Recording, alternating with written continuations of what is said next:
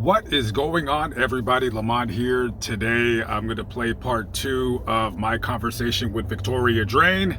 If you want to listen to part one, I'll put the link in the description box below, or you can simply just go on my YouTube channel and go look it up. This is going to be part two of part three. Very, very, very interesting audio, in my personal opinion.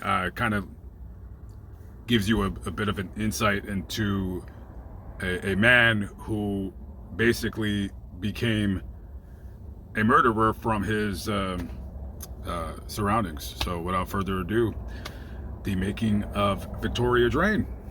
So yeah, I take a bus down to Florida. Basically, my grandma had worked it out, my step grandma, whatever, to pay off all my fines. Seriously, like, probation was ready to drop me anyway. I was kept getting locked up on petty shit, so it didn't take much. But she ended up dropping some money to pay off my fine, as long as I would pay her back. So, long story short, I get down there. I get to the Villages. The Villages, Florida, is like the biggest retirement community in the United States. It's like it covers 3 counties: Lake County, Sumter County, Marion County. And even back then, and it was huge. Nowadays, it's unbelievable, but the biggest part of it was it's 55 and over community. So when I get there, I'm like, oh shit, like, I literally just a lot of old people, conservative type, like, cross your legs in church type shit. So it was really, like, awkward. Not only that, my grandmother, step grandma, I call her my grandma because she did a lot of good shit for me, but she was a Christian, so she was all involved in church. So the household itself, it was a nice-ass house. Nicest house I ever been in. Like, my situation was good when I got there, but what I didn't prepare for, I didn't have an ID. All I had was my book and release shit from the county jail or whatever. I didn't have a social security card, birth certificate, none of that shit. So I'm explaining this to her because I don't know. I think it caught her off guard, too, because she thought it was going to come down there and live happily ever after. She didn't realize I never had none of that shit. So that started being a thing. Like, down there, man, I was trying to, like, walk around and meet people, but there was literally nobody to meet. It was like being on an island with all, like, old-ass people, right? And I got face tats and tats everywhere. So it was just, like, I felt like I stuck out. So anyway, within my first, literally, I think I get down there like July-ish, and so now my grandma's kind of got me figuring out what I gotta do. I got my social security card for the social security office. I gotta mail my birth certificate mailed in and shit. So now I'm kind of like, all right, I need an ID or whatever. But then she's like, why don't you get your driver's license? So I was like, all right. So I go to the DMV. And this DMV is not in the Villages. It's in Leesburg, Florida. So Leesburg's an actual town, like, with young people, drugs, everything. Anything you can find, you know how it is in town. It's a regular-ass little town and shit. So I'm in line waiting. I finally get up to the counter, and it's this girl with, like, she just looked, like, different. Like, she had a few tattoos, a cool-ass hat on. Then she had, like, pink hair or some shit, nose ring. So I'm like, hey, I need an ID, and I'm actually trying to get my license. So anyway, she is really, like, taking time. Like, I could tell, too, by the way, that she was looking, like, basically like she was, you know, trying to I don't know about hook up, but she was trying to hang out. So I get to talking to her while I'm at the same time doing necessary steps to get my license. So it's a couple-day process. You know, I take my written test, come back with the van, whatever. She gives me my driving test. And then, so at this time, I finally got her name. I know she lives in Lady Lake, Florida, like, you know, like, so last thing you got to do before you get your license is take an eye test. So I'm like, you have 1 minute remaining. Yeah, so I took the eye test, but I didn't realize at the time I couldn't see shit. Like, I mean, I never had glasses, so it was like I had grew accustomed to not being able to see for real, basically. So I never thought that I needed glasses. I just knew, like, if I'm driving, looking at the street signs, I knew I had to squint all the time. And, like, so anyway, long story short, I can't pass the fucking test, and I'm pissed. So, but she had this, her boss, like the supervisor, this is DMV, you know, so her supervisor's right there, so she can't just straight pass me. Like, but she did say, hey, just relax, come back tomorrow, or go get your eye. The lady wanted me to get an eye exam, but the girl at the counter was like, no, just relax, you can come back tomorrow and try again. And then she's like, so by all this time, she's asking questions like, oh, I see you just came from Ohio, like, and I'm like, yeah, I just got out of jail, blah, blah, blah. So throughout those days, I had introduced myself. So she says, all right, well, how about we meet at a bar and later after I get off work and we have a drink and just hang out. I'm like, all right, cool. That's like my foot in the door somewhere that's not somebody that's 80 years old and type shit. So that night I go to the bar with this chick. She's there. Like, the bar's not too far from the village. It's just a place called DJ and Gina. So we go in there and we hang out. We have some shots of Crown Royal, playing pool. I'm explaining to her, like, my, you know, a little bit of my situation. And she tells me, like, hey, just repeat after me, and then this is the very bottom line. She had worked at the DMV so long that she had the correct line for the eye test at the minimum that you could do to be okay. So she spit out, like, these random letters, and she's like, over the night, she just keeps saying them to me and saying them to me. And I was like, damn. Because this is somebody at the Department of Motor Vehicles. I'm thinking, like, wait a minute. Like, what the fuck? Are they trying to trick me or some shit? And then she says, well, you want to come back to my place and smoke some weed? And I'm like, what the fuck? Like, this can't be like, you setting me up or what? And she's like, no, like, I just want to hang out. Long story short, we smoke at her house and we have sex or whatever, and she gets pregnant, but I don't know it at the time. I just know this is the first person I met while I'm down there. So I go back the next day to the DMV. I got the shit memorized like a motherfucker. So I just said, she said, good job, got my license. And from there on out, I didn't really go back to my grandma's right away. I was staying at her house every night, you know what I mean? So anyway, I'm moving back and forth. I'm like between her and Lady Lake at my grandma's. Like, shit's pretty good, but I have to make some money. I gotta pay my grandma back and shit. So I'm asking, like, trying to fill out job applications in villages was worthless because I had face tats and neck tats and, you know, hands and shit. So I couldn't get a job at Burger King. Burger King's like, you gotta wear long sleeves, blah, blah, blah. I'm like, I'm cool on that. So I find this place in the newspaper that's like a landscape place called Facility Resources. And my mission is just go in there and lie because I want a job. I need money. And right now, this is the best I ever did in my whole life, from my whole 43 years of life. This is the section of it you could pull out and be like, damn, I was doing all right on the, like, legit side, the legal side. So I go to the Facility Resource. I make up all kinds of shit. Like, yeah, I did landscape up north. I just all kinds of shit. They don't check, they hire me. But the cool thing was, man, because everything felt all right, like, I knew I had a spot to chill. I had a girl that was cool as hell. Like, I had a license for the first time in my life. Like, so I'm just like, I'm working every day and everything's cool or whatever. Like, they were having us do, we did residential, like, landscape and shit, irrigation, all that. So while all that's going on, man, I'm paying my grandma off, but I'm also, like, hanging out with this chick all the time, and she has to go get some testing done at the hospital. It's a thyroid test. And I remember she's like, you want to go with me? Like, fuck, just to get out? And I'm like, yeah. So I go with her, and I remember the girl's like, before the test, they said, hey, there's no way you could be pregnant. And she was like, nah, there's no way. And I was thinking, like, nah. She's like, all right, well, just take this test. If you've been sexually active, they're just going to say, take the test to be sure, so that, you know, they don't kill the baby on some x-ray shit, or I don't know, something like that. So we're like, all right, just did the test, and then we went out to eat and so that we could come back like a couple hours later and make sure she wasn't pregnant.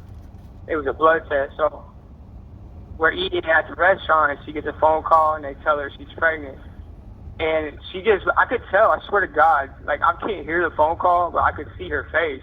Because at the time she had like a 11-year-old son and a 12-year-old son. You know, she's older than I was. So you don't want to hear you're pregnant when you got an 11 and a 12-year-old at home. But so like she hangs up and says what I already knew. What I could tell, and I was like, all right, like, have you fucked anybody else? And she was like, nah, like I've just been working and taking care of my kids. I'm like, damn, like this is literally like less than a month after I get there in July. This is like the end of August. So, damn, man. So now pressure. And I told you my grandma was a Christian. Like, so I'm like, damn, I wonder how she's going to react to this shit. So I knew I had to start doing some extra shit besides landscape at that time. But I go back to my grandma. I tell her, she flips, dude. She does some weird shit. You got to remember, before this, I was in the street hard. So, like, to me, getting a girl knocked up isn't shit. But to her, she was like, how you gonna come down here and make all this progress and now you got some random chick pregnant? And she's like, I should just let you go back to Toledo and like, that's that, you know, wash my hands with this shit. Like on some super crazy shit, right? So I'm just like, what is the big deal? She's like, you're not married, so anyway, like she just flipped out. So I could get all my shit and just move in with her, you know, like in Lady Lake, my girl. And it got a little bit tougher then because, like I said, she had 2 kids. Like, she has a mother that's like, I'm telling you, her side of the family, and it's like the opposite of mine. They're all like good people. Like, I mean, I'm not a bad person, but you know what I mean. Like, they're like upstanding citizens. If they were in the joint, they would be like inmate of the year type shit. They're just good people that do good shit that don't ever fuck around, never been to the joint, no shit like that. Don't do drugs. I'm talking about her mom, dad, all that shit. So now we're in this situation. She's pregnant, 2 kids, older kids in the house that are looking at me like, what the fuck? Like, you know what I mean? Like, I'm only like 10 years older than them or some shit. So it was awkward, man. I made it work, man. I ended up smoking some fucking weed at that place, that facility resources, and I cut my hand real bad with a hedge trimmer. So I lost that job. So then they was just opening a Bed Bath. By all this time, I'm meeting people though. You know, when you start working down there, you meet like, I met the coolest Brazilians that were, you know, on a work visa and shit. Like, I would be at parties. I would have like go to parties where it was me and my girl, and then a whole room of Brazilian, like there's a whole apartment complex, like Costa Ricans, Brazilians, and we'd be getting fucked up, just hanging out, like. And everybody be speaking Portuguese and shit. You're like, you know, but it was just cool as fuck. So I was networking. I was getting weed, selling weed, having weed. You know, like I was starting to get a little bit back into the hustle game when it came to weed. I was trying to stay away from all the hard shit. You know, sell a couple bags of weed or whatever just to make a couple extra dollars. At the same time, trying to find a job at No Pressure House Washing. It's like pressure washing homes for a while. They would give me tips. I would wash their home, and then they'd be like, hey, will you hit my furniture out back? And I'd do that, and they'd give me like $10, $20. So I was making tips, making a paycheck, selling a little bit of weed. You know, like, it was all working out. My girl, though, once she's getting more pregnant and shit, she's getting ready to have a baby, I even went to those little classes you see, like, at the Pregnancy Care Center. We did those classes. It was a great time in my life, man. I think about it a lot still, man, because it wasn't perfect. Obviously, me and that girl, that my baby mom, butted heads more and more every month. Like the fairy tale bullshit didn't last long, but it was still, I could come home, drink a beer, and be like, damn, everything was pretty legit. You know what I mean? Like, I didn't do nothing crazy. So a Bed Bath & Beyond is about to open, and I go in there just to see if it's a side job, you know, something temporary, open the store up. Like, you know, like you got to put the shelving up, all that shit. So I get a job there, and while all this is happening, every once in a while, like, I'll have a run-in with I got pulled over and shit. Like, nothing major, though, just little petty shit. And so I get this, they hired me temporary at Bed Bath & Beyond to basically start a store within, I think it was a 2-week period. They start from zero into a whole store that's open, you know. And she has our daughter. I think like we're going through it a lot now. Like we were just different ages, came from different places, and it just wasn't.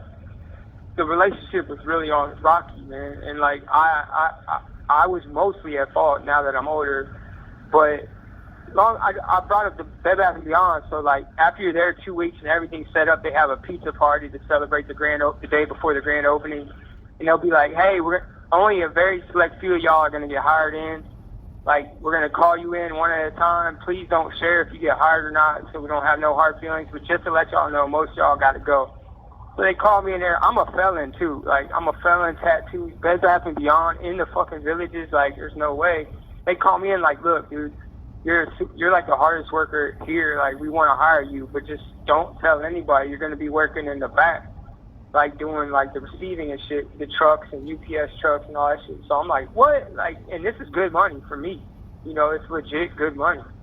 So I get the job or whatever, and so I at the time I'm like, there's a lot of different people coming in at Bed Bath and Beyond, like, and I'm like meeting more people that aren't like trying to buy weed. They're just like they're sexy or whatever, like they're cool people, and I'm just like, damn, like.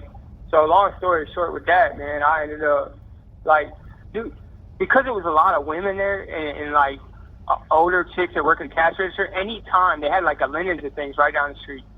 So like any time that they would need something done, like carried to a car, they would call me, and I would have trucks backed up, and they would call me over the loudspeakers. So like I was going through it at home. I was like just in a bad spot mentally. So I ended up like smashing some inventory, yelling, like threatening the manager, and I had to leave there.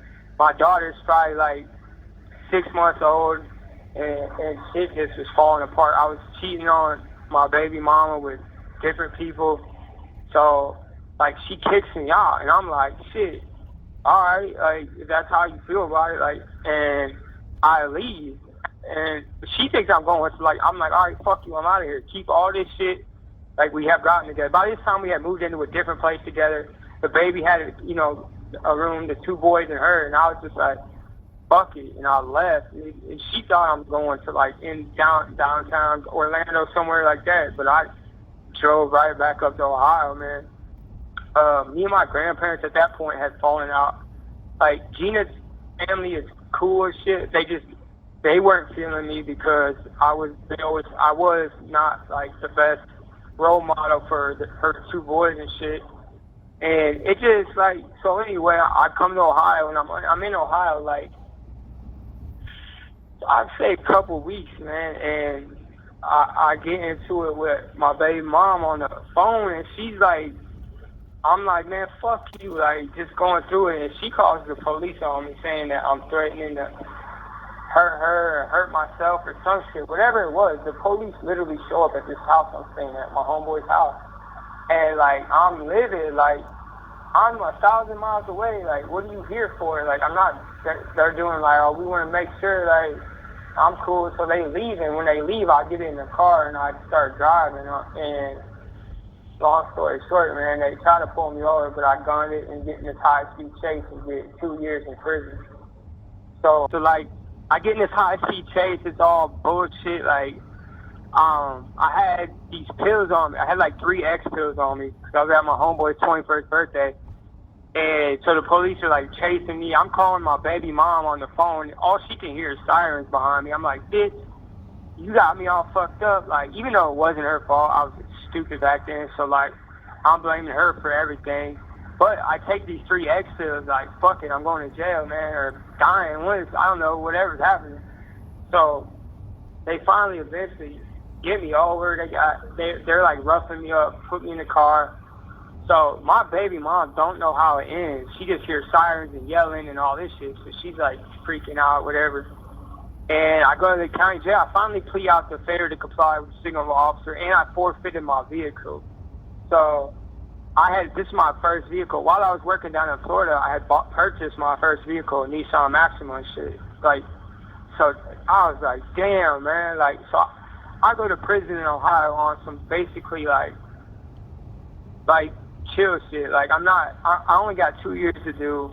Like this is like, I feel like I still have a shot at maybe starting over and getting back to my kids and all that shit. But unfortunately I get out and like,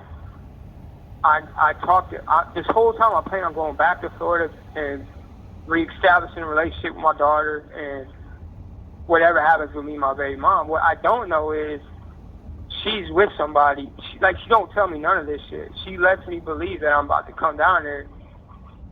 So that's my plan. But when I get like a week out and she's like, oh, well, you're going to have to stay out like 6 months or so if you want to see your kid or whatever. And I get 2 years for the high-speed chase, and they're like, send me to the reception center in Ohio prison. And when I get there, the very first phone call I make is to my baby mom, like, look, this is fucked up. Like, so she's like, I got something to tell you. I'm like, what? She's like, I'm pregnant again. And then I'm like, what? Like, I'm trying to do the math in my head. I'm trying to do what everybody does when that situation happens. But, like, at the end of the day, I'm just like, all right, like, that sucks. I'm going to try to make it right. So we don't talk again after that. Like, she's blocking my calls, ain't fucking with me like that. So I go to prison, I do my little 2 years down up here. And, like, the joint, like, I was in all the open bay dorms and shit. So, like, it was a level 2 wide open, just got more tattoos, like, hung out on the rec yard, smoked. Back then you could smoke cigarettes in the joint. So, like, I just really just hung out for a couple of years with people I was locked up with before, So, anyway, I'm like a week from the gate, and then she tells me, like, I'm with this dude, and, like, I want you out, like, 6 months before. So I'm like mad as fuck. She wants me out 6 months before I could see my kids. And within that 2 years, she had a son to our kids. So, like, I'm mad as hell. I'm venting to my bunkie who was from Biloxi, Mississippi, really Gulfport, between Biloxi and Gulfport. He bounced back and forth. But his baby mom lives in Gulfport in one of the FEMA cottages from that they still had set up from Katrina. So he's like, man, fuck all that shit. Just come down here where I'm at, and like, you could join me, and like, we'll just make money down there and fuck it. So I'm like, he got out like a month like later, and I had like not much time left. I don't know, a couple of days or whatever. So I'm like, dude, I'm taking my whole life and putting it in your hands right now, because if I come down there and ain't shit going on, like, I'm looking real stupid in Biloxi. I've never been to Mississippi either at that point. So I got the bus, and I went down to Mississippi, and him and his girl was literally there to pick me up from the Biloxi bus stop. So, I mean, I'm not going to go into huge details about the whole trip down there, because that's still my dude, and a lot of shit. But just know that, so at the time, it's like 2010, the BP oil spill happened, so there's a lot of traffic. Like, they were hiring just about anybody come pick up the oil out the beach. So you had people in Biloxi at the time. I'm talking about this is like September. Yeah, like September of 2010, that BP oil spill had BP all over oil all over the car. So Biloxi had all kinds of shit going on. You would work on the beach during the day, come to the hotel during the night. Like, we had this spot in Gulfport where baby mom stayed at the FEMA park, where, we didn't have to have a hotel room every night. He shot tattoos, so we'd have tattoo parties. I met a lot of cool people, did a lot of cool shit. No legit jobs. Like, I was hustling from in the streets, man, doing little licks here and there, selling drugs, going to Slidell to get, taking 4 or 5 people to Slidell at a time to get Sudafed, because we needed that shit, and you can't buy it nowhere in Mississippi. So you had to go over to Slidell. Anyway, long story short, man, the dude I'm fucking with has an overdose, and when they come in, they find all kinds of shit. So I'm out on the beach at the time. It's literally like sunset when all this shit's going down. So his baby mom's like texting my shit, blowing me up like this is what's going on. So I'm like, fuck. All I have on me is like a prison release ID from Ohio, probably like a quarter ounce of meth and a pistol. So she's like trying to get me to come back there, but she was already hating me from the like. It didn't take long for her to hate me because she blamed me for him being in the streets selling drugs and all this other shit. But the reality of it was, like, if I had went down there and nobody was selling drugs, I would have probably never went down there. Like, this is what he was doing before. So, like, but obviously she lashed out at me. So I felt like the way she was trying to coax me back to Gulfport had me, like, this bitch trying to set me up and get me arrested. So instead, I sell the last little bit of the dope, you know, at the hotel. And I get a Greyhound ticket to Ocala, Florida. Now, my goal is to just go to Florida and maybe pop up and see if I at least call my baby mom that, hey, I'm in Florida, like, whatever, like, and so I get there. So I'm on the Greyhound, like, make a stop in Mobile, Alabama, sitting in the Greyhound station in Mobile. It's like an hour or two layover, right? So, like, I'm thinking, like, I'm already kind of nervous because I don't know if y'all traveled on Greyhound, but if you got a gun on a Greyhound, like, there ain't no, like, metal detector or nothing. Like, I've never got caught with anything. Like, everyone on the Greyhound is pretty much on the same page. Not always. But, like, when you're already got felonies and you're tatted up, you get nervous. I'm nervous the whole time thinking. So I get on the bus in Biloxi. Like, the first main stop was in Mobile. So when I get out, I swear to God, there's like 6, 7, they're like cops everywhere, right? Like, looking for somebody. You could tell they're looking for somebody, like, coming up, like, wanting to see IDs if it looked like whatever. So I'm like, I had stopped and went down the street, got some McDonald's on foot, came back. I had the McDonald's bag, like a quarter pounder or something, that bitch. So when I see what's going on, I put the gun in the fucking McDonald's bag and just set it on top of the garbage can. Not on top, but in the garbage can. But, like, I didn't bury it under a bunch of trash. It was on the top of the trash. And I just started smoking cigarettes, like, trying to wait them out. But I'm looking at, they're, like, posted up, like with their arms, you know how they hold their belts, like Superman and shit, just everywhere, sporadically through the thing. I'm like, damn, do they, like, what are they waiting on? Like, but before you know it, my bus is pulling up. So now I have it. Do I just ditch this shit? Because really, that's how I was going to get money when I first got down there, just do a couple robberies or whatever. And I'm like, fuck that. I want to go just get the fuck out of Mississippi, man. Fuck that. I'm not going to miss my shit. So I get on the bus and leave that shit behind, man. So I get to Florida. I go to, like, Ocala bus terminal or whatever. So I call Gina, and she's like, basically, she's like, I'm not trying to, like, I can't, she's like, you can't stay here, like, but you know what, I want you to at least meet your son or whatever and see your daughter for the first time in a couple of years. So I'm like, cool. So she comes to the bus station, and then she's like, well, she takes me to see my son, man. My daughter, like, it was just crazy. It was probably the best day of my life. Like, it just felt so good to see them and shit. And, like, she's asking me, like, what I've been doing since I've been out, and I can't answer this shit. So I'm, like, stuttering, like, I don't know, like, but she already knows. Just I was back to the old bullshit. So she's like, hey, we'll go into this, like, it's like a place for people that have drug habits or mental health issues.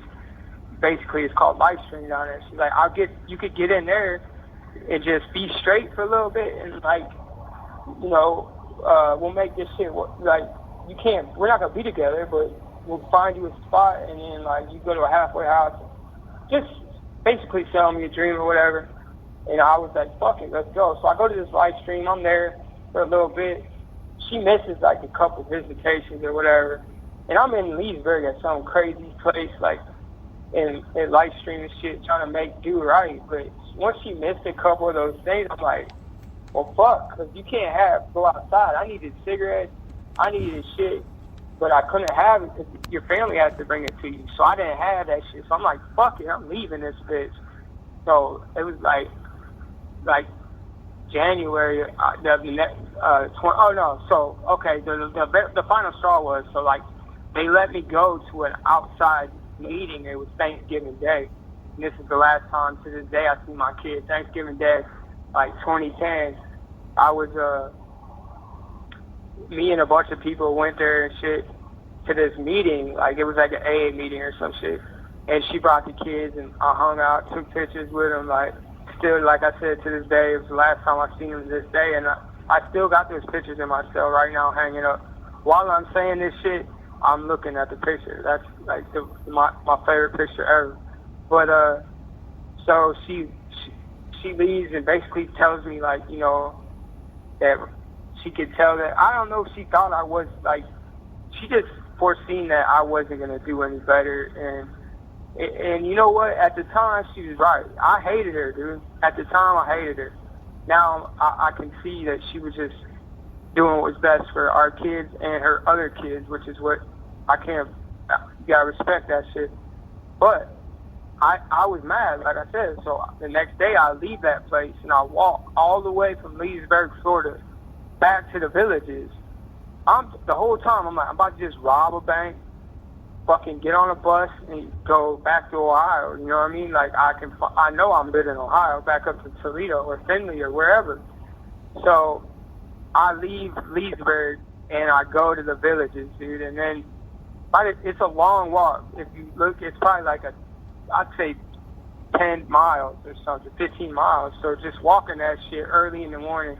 After I left, like I didn't even tell them people I was leaving. I just fucking left. So I get to fucking the Villages. It's like late in the afternoon, maybe. Like I can't know it. Like I know the bank's closed, but in my mind, I'm not even thinking because it was a Sunday, right? So I get to the where the bank at. I was gonna hit right by the high school, and it's in Sumter County in the Villages. And I look, and all the lights is off. I'm like, fuck, it's like Sunday, but I'm watching people like pull in and out of a church, and like there's a Walmart right there. So I'm like, well, fuck it. What I was gonna do is go in the bank and literally just like fucking slide a note. This is my first thought, was just to slide a note. So I'm like, you know what? I'll just go into Walmart, buy a notepad and a pen, and just slide a note. But then when I'm in the Walmart, I'm like, fuck, they sell big ass knives in this bitch. So what if they say no? If you slide somebody a note, hey, this is a robbery, but you don't have a gun or any kind of weapon, like, it's kind of like stupid, because what if you're like, nah, fuck you, you ain't getting that shit? Then you're just stuck looking dumb as fuck. So I'm like, fuck a pen and paper. You have 1 minute remaining.